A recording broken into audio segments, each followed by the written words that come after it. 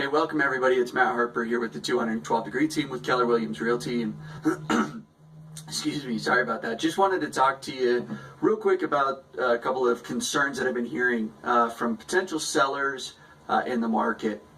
Everybody's been hearing that it's a really hot market, and that's true. It's definitely a seller's market, and sellers have the advantage.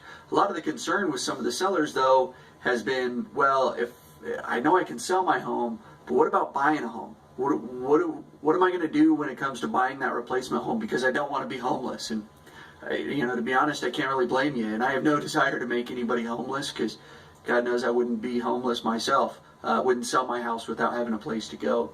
So I want to talk real quick just about a couple of different things about what the market's doing and opportunities if you're a homeowner, how you can upgrade and potentially keep the same payment. As we take a look across the price points, one of the things that we see that there's a price break as a move-up buyer above 600. So the inventory levels are really low right now, really across the board. So as you take a look at, once you get above that 600, the inventory levels, it starts to balance out and you have more options. Potentially you may be the only one that's looking at buying that particular property.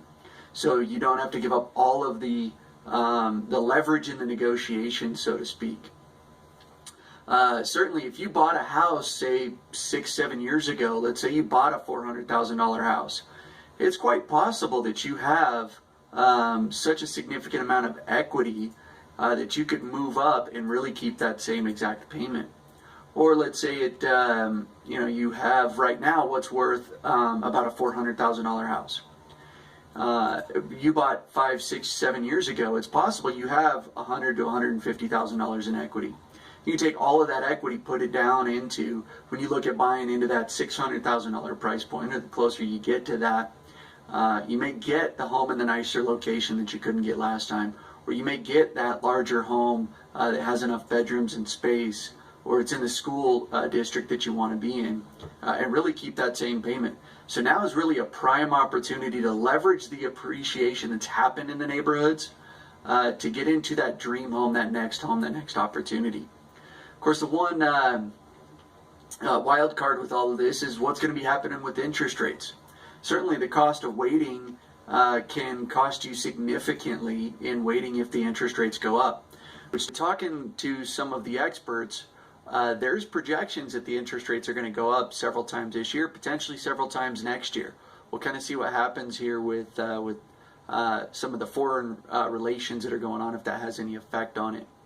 But an interest rate going up to a full point from where they are today is equivalent to a 10% increase in the purchase of the home. So for that $400,000 house, you're looking at a cost of $40,000. Now, I don't know about you, but most of the clients that we're working with, they're not able to, put in enough hours in the day to save up that additional $40,000.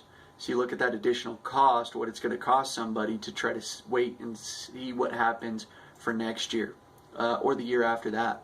And certainly we're looking at price appreciation. In fact, over the last 2 years, Adams County alone has seen 25% appreciation. So we're looking at, what does that cost for you to wait?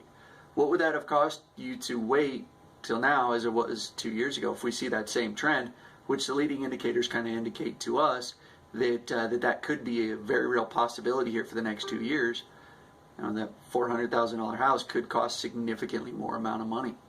Anyway, I appreciate y'all tuning in. I got some slides that'll accompany this video. As always, if there's anything we can do to be a resource, you have questions, anything we can do to add value for you, please don't hesitate to reach out.